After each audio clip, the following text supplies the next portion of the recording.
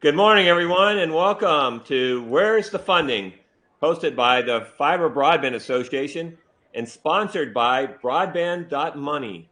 I'm Gary Bolton, the President and CEO of the Fiber Broadband Association, and this is our first episode of 2023. This is a 12-part series designed to help you understand, navigate, and obtain matching funds for broadband grants. The NTIA BEAD program requires broadband grant applicants to come to the table with a minimum of 25% matching funds and a letter of credit up front with the application. For many small and non-traditional providers and communities, this may sound daunting, but it doesn't have to be. This 12-part series is designed to help you understand how and why meeting these requirements can be straightforward. Each episode will be 30 minutes, and every month you'll hear from top industry experts on different aspects of funding. We'll dig into the nuances of matching fund contribution requirements to help you navigate the complexity, hear the tips and tricks, and meet people who can help you secure your matching funds. You'll learn about subjects like capital stack, eligible sources, shopping for matching funds from multiple sources in a single process, and more. We'll get an overview of the rules, look at the year ahead, and hear the tips from our grant applicants on lining up your matching contributions. You'll be the first to know about the new tools and resources built to help broadband grant applicants navigate the matching funds marketplace. So with that, let's jump into our first episode with our friends and exclusive sponsors and co-founders of Ready, Jace Wilson and Mike Fallon. Jace, Mike, and the Ready team built Broadband.money tools to help smaller and non-traditional broadband grant applicants build complete applications, including matching funds from many providers. Chase is the co-founder and CEO of Ready, and he's easily recognized in his Broadband.money trucker's hat. So in Chase's honor, I thought I would put on my fiber broadband hat. There, I'm good to go. But prior to Ready, Chase was the CEO of two community development startups, and he's a Y Combinator alumni. He has a BA in urban planning and design from the University of Missouri, Kansas City, and studied design and development at MIT. Mike Fallon is the co-founder and COO at Ready. Mike worked with Chase at their previous startup as the chief strategy officer, and he has a long financial management career at Standish Mellon Asset Management Company, culminating as the chief operating officer. Mike has a BS in finance from the University of Maine, a master's in finance from Northeastern, and a master's in financial engineering from Stevens Institute of Technology. Mike's also a Y Combinator alumni. So welcome, Chase and Mike. I'm so excited about this series. And for our first episode, let's set the stage as we kick off with the intro to BEAD matching funds. So please put any of your questions into the chat as we go, and we'll get to them during the Q&A. With that, I'll turn it over to Chase and Mike. Gary, you're amazing, dude. Nice hat. Thank you for joining us, making time, everything that you're doing to get folks connected. Super exciting to get to hang out. Gary, we want to say thank you to you for the idea of where's the funding, right? When we were talking earlier this year, you said, what can we do to help these local providers and these Fiber Broadband Association members? And then you graciously agreed to share all this curriculum of a show that you came up with to the broadband community. So thank you. And to the Fiber Broadband Association, y'all are amazing, very hardworking. You know, you're one of the most important organizations doing hard work at a critical time. So, you know, we appreciate you. And then folks that are on the call, like we figure you're in broadband, you know, so in that sense, like, you know, that makes you really good in our book. You're helping get folks connected. You're in for a really big, busy year. So, you know, we want to jump right into this stuff. Okay. Let's see. Gary, can you see our screen? Perfect. Let's roll. Okay, awesome. Let's do it. So, y'all, as Gary mentioned, there's going to be a bunch of amazing upcoming talks in this series. You know, we'll probably be the least qualified people in the entire series. You're going to hear from some true industry experts. We thought we would join Gary on this first one and hang out with y'all to get the party started with trucker hats and chocolate coins. You know, so, but, you know, next month, like, tune in. There's going to be a really great deep dive presentation on the matching funds nuances of BEAD, and then lots and lots of really interesting topics. But today we thought we'd just jump into, intro to the BEAD matching funds to get folks started, because, in this case, as you folks know, like, this program it's the largest ever investment in broadband that America's ever made. It could be the last. But one thing that was very clear from Alan Davidson and the wonderful team at the NTIA from early on is that the matching fund component is a hardline component in most cases. And Alan had a vision for making sure that the matching component wasn't just 25%, that that's a floor and not a ceiling, right? And we'll hear more from Mike about that later. But this all means that, this could be a major impediment for lots of local providers. How's it going? It's good to see you. If anyone doesn't know, we're doing this live at a conference. So yeah, thanks, Mike. Mike wanted to go for something like a Antiques Roadshow ambiance in the background, so we're doing it live, and hopefully you can hear us okay. But it's at the U.S. Conference of Mayors with a bunch of amazing local leaders who are about to gear up to help make sure that their cities and the partners that they're working with get their share of these resources. So. So the question to you, first of all, is how are you going to fund your BEAD proposal, right? Knowing that you're going to have to submit, along with your application, proof that you have at least 25% of what you're applying for. In many cases, that can be a huge structural impediment, right? And of course, on this matching funds, the difference of it being upfront with the proposal rather than in arrears after you're awarded is new to this program, right? It's unique to this program, but it's one of many interesting differences, right? So of this program against other programs in the past, right? Just a quick bit, why are we doing this? We build tools to help broadband providers connect more families and businesses to better broadband services. And, a year and a half ago, we started a process of building out Broadband.money to help make sure that folks that are out there rolling up their sleeves and getting folks connected are able to participate in these programs, even if they don't have a huge army of grant writers, a huge army of lobbyists, and all the resources that are necessary to, do the full-time job of getting folks connected, keeping them connected, while also applying for these grants. So we built this full lifecycle collaboration platform for you to help you make sure that you have the data, the research and development tools that you need, everything in one place. And, later in this year, there's going to be a really awesome opportunity to show you this. But,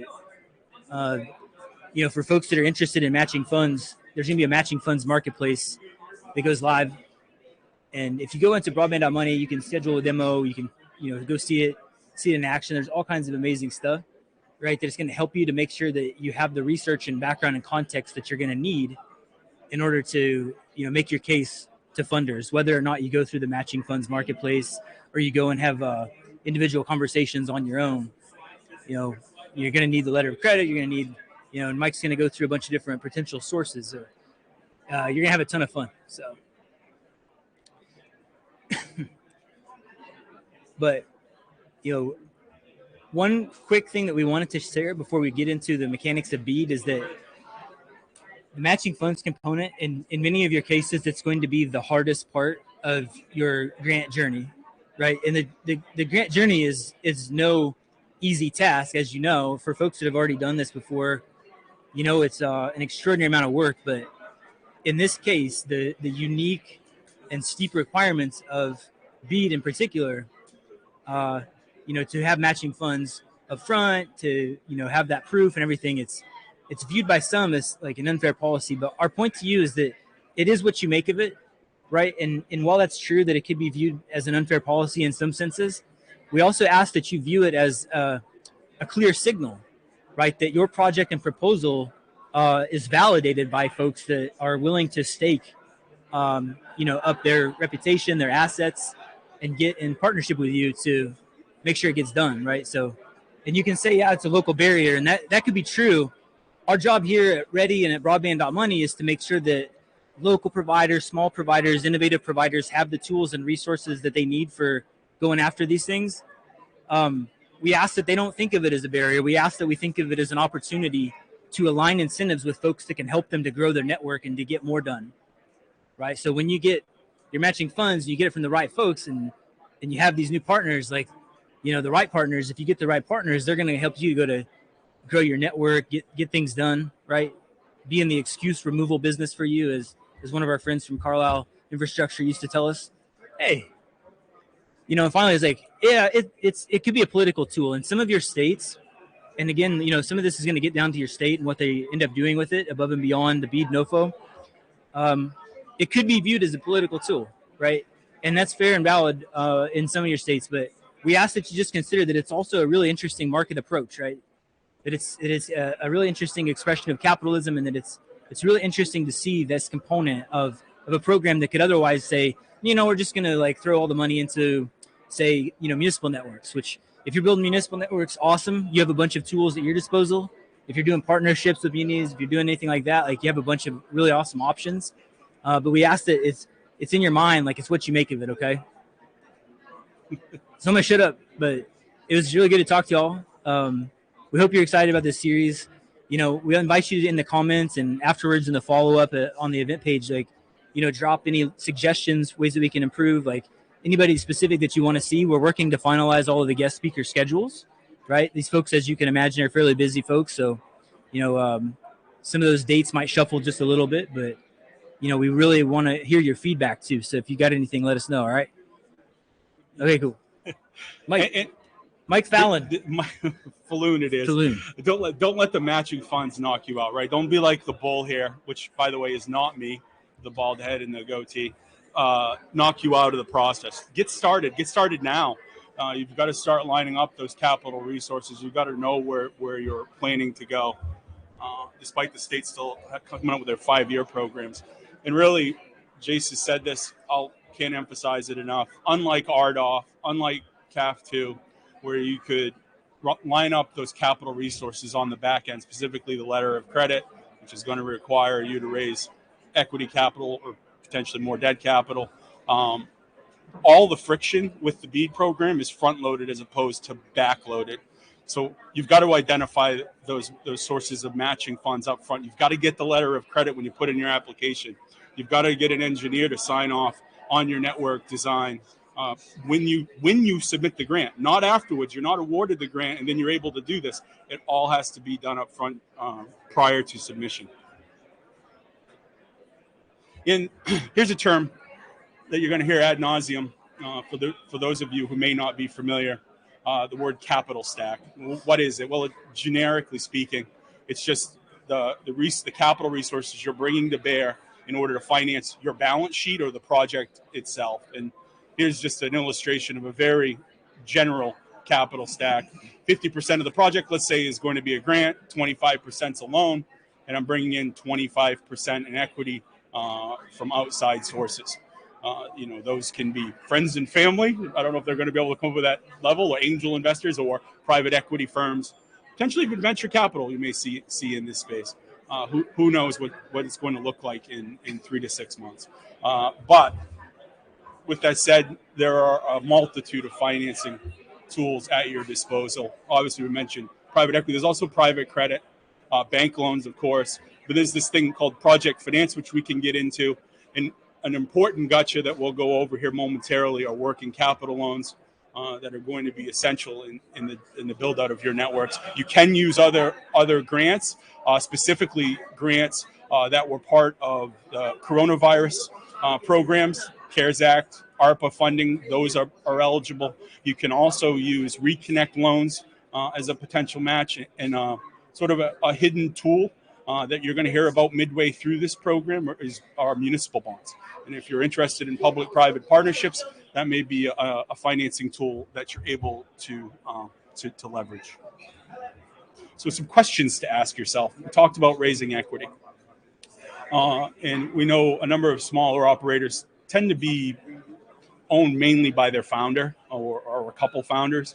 You need to ask yourself, if I want to go out and build out these projects, if I'm going to obtain a letter of credit, am I comfortable selling a piece of my business? How much of my business am I comfortable selling off to outside investors in order to bring that equity into my business and unlock these other pieces of the capital stack?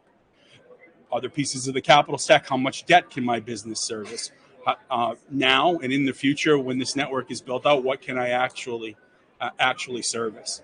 Now, if you answered the first two questions with a no, or I want to explore other options, there are other options. One is project finance, where effectively, another company is created, special purpose vehicle, typically an LLC is created. The capital comes into that by outside parties. You sign an agreement with the new entity. You become the operator of that. You don't necessarily own the network. There are things you can do on the backside to own it long term, potentially with the financier. That comes in 100 different flavors. And then, as I had mentioned, should I explore public-private partnerships? Obviously, you want to work closely with the community. It's going to be a key element of unlocking these grants, getting community sign-off, and that pathway can unlock financing vehicles that may not have been available to you. They can also be things like transfer in kind, which can be used as a match for things like right-of-way or pole attachment agreements.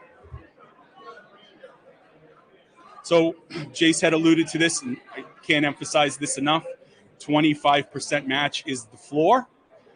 It is referenced more than once in the NOFO from the NTIA. And if you think you'll only need 25%, you're probably not going to win.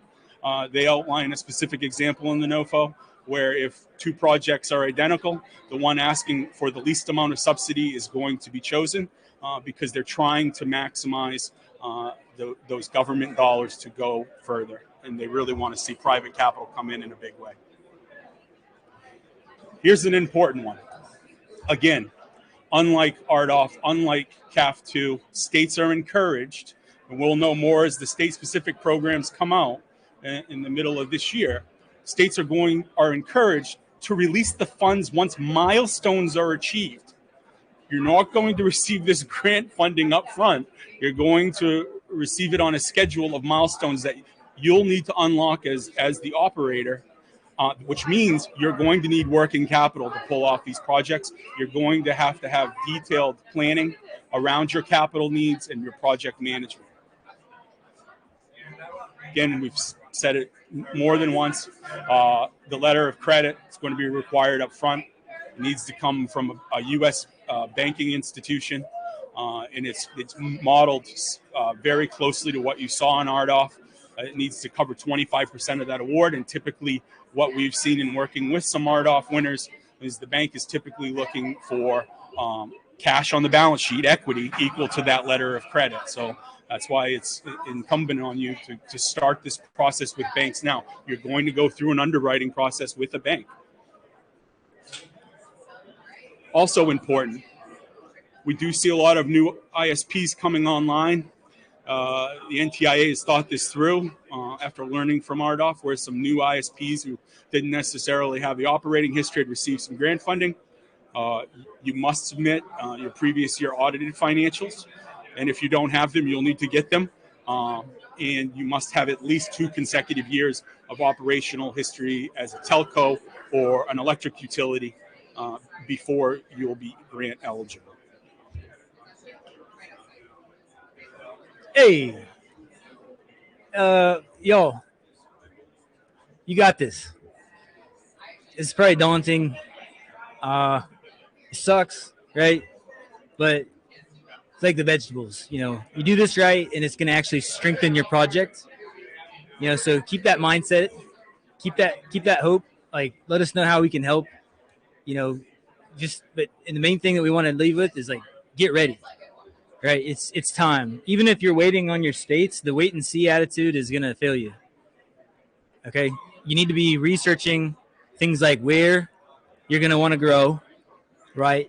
And if you need help doing that, there's free broadband audits that show you, existing service providers, stuff like that, on broadband.money. Like, and you need to learn those funding options. That's what this series is Gary's, came up with is supposed to do.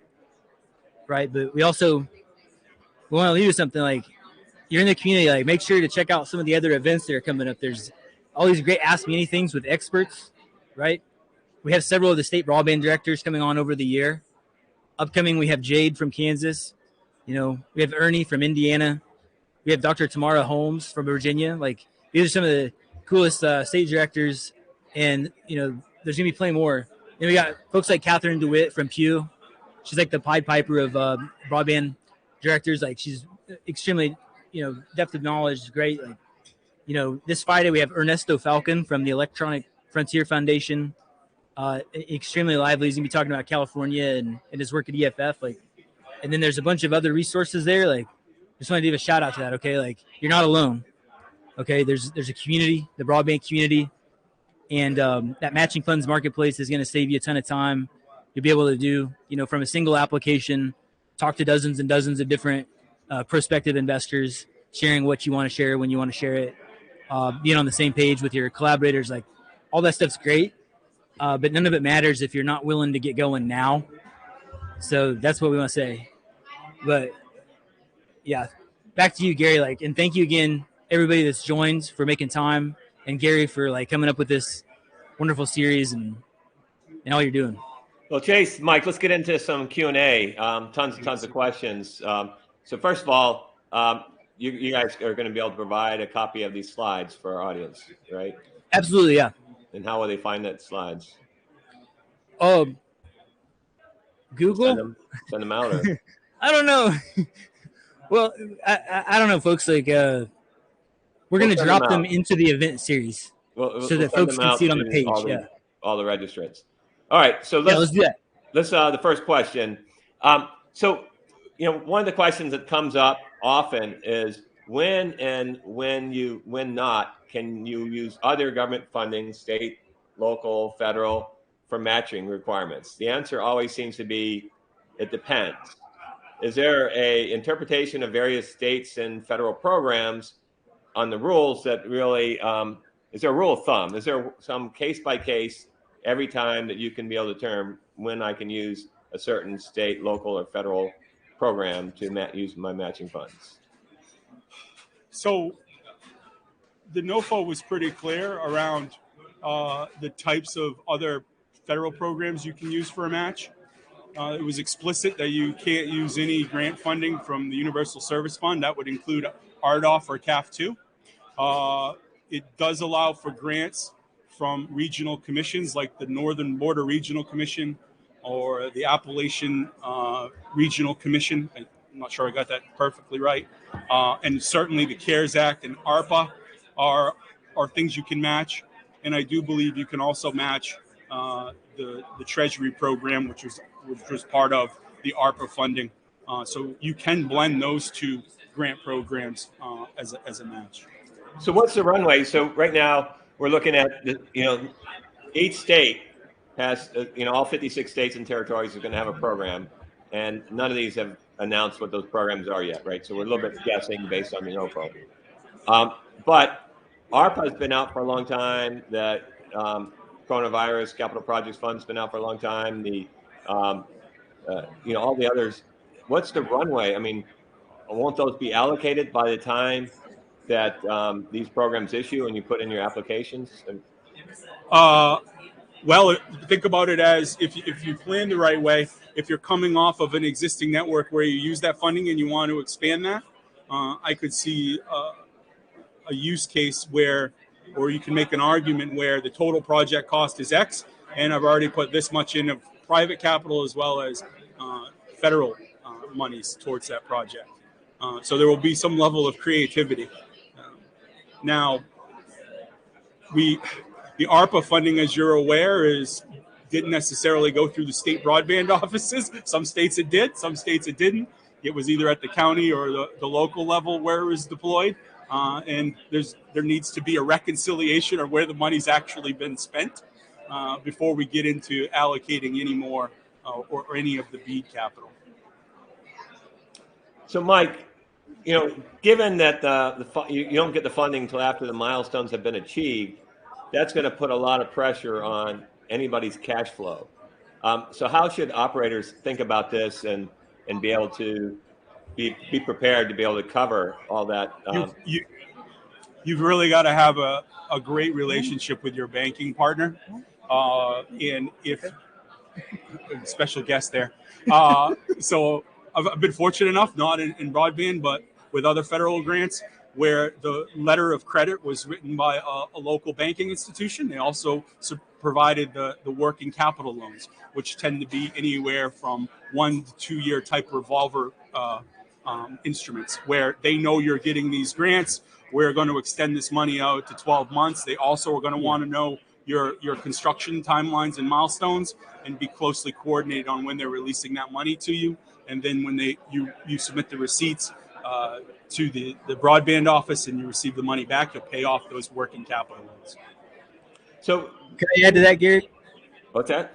Yeah. Could I add to that? Yeah. You know, there's also the opportunity to help these state directors as they're finalizing plans to make sure that that's called out as an issue, right? That sort of that's one issue that would uniquely affect, small, innovative, like non-traditional providers, folks that don't have a massive balance sheet sitting around, folks that don't have access to the capital markets, like folks that don't have like available credit from a bank, like, making sure that they have that as needed is something that the states, the state directors can think about in their policies, and making sure that there's coverage for that. Like Mike was saying, there are tools in their toolkit that they can add and say, we're going to actually have it set up this way, so. Yeah, there seems to be in everything you hear a desire for local providers to be involved, and certainly those ones that are engaging the community to be involved. But when you look at the capital rules, a little bit of a crutch, a little bit of a hurdle for them to actually get involved in a big way. Yeah. So it's fair that it's like there's a ton of work to do to get it done. Again, it's like a clear signal that like your project has, a lot of people that have a lot of resources, see you and what your project entails as having what it takes as a sort of like literal chosen one, in that area. Like that's awesome. But at the same time, this aspect of like you said, Gary, keeping that pressure off of, the local innovative providers when they actually start to deploy to make sure that they've got what they need is a key point. So wrote it down as a thing to talk about with all these state directors. We'll make sure to ask it in the Ask Me Anythings too. Yeah, I mean, the cash flow is king, and that's a big challenge because not only do you have to have cash flow to get to your milestone, but you have to, until you turn up your actual customers and you can start seeing the revenue stream, it's just for your debt service and everything, there's just a lot of cash flow pressure. It is adding an element of risk to the business that wasn't necessarily there with a program like RDOF. What about, letter of credit? It seemed like when the people saw they had to have a letter of credit, that freaked a lot of potential applicants out. Can you kind of drill down on, your strategy? How can people kind of mitigate this whole concern, over getting a letter of credit? First, you've got to understand where you're at. I would start conversations with banks in my local area if you understand how much money it is that you're going after. Again, it's 25% of the award. So $100 million project, let's say, I'm going to do math live. This is never good. 50% match, 50 million. It's a $10 million letter of credit, I think. Fact check your. Yeah. Don't check my math. Anyway, it's like a $10 million letter of credit. Start to. I'd like to think that all the ISPs have a banking relationship. Start with who you know. Determine what their appetite's going to be. Obviously, they're capital constrained with what they can provide for a letter of credit because it goes directly against what they're able to lend. It's seen as a loan, even though it's physically not. It's just a backup in case you fail. That the grantor is going to receive some money back. And you've got to start talking to banking institutions, and then in parallel, you need to talk to the private markets because most of those banking institutions are going to say, if you want to get to the next base or you want to raise a certain amount of capital, if you want to do a certain size of a project, you're going to need to raise a certain amount of equity capital specifically, which we are going to use as the credit for the letter of credit. So this morning on Fiber for Breakfast, we were talking about, the UK is a little bit ahead of the US on their, national fiber rollout just because of Brexit, and they really had to be able to be competitive with fiber.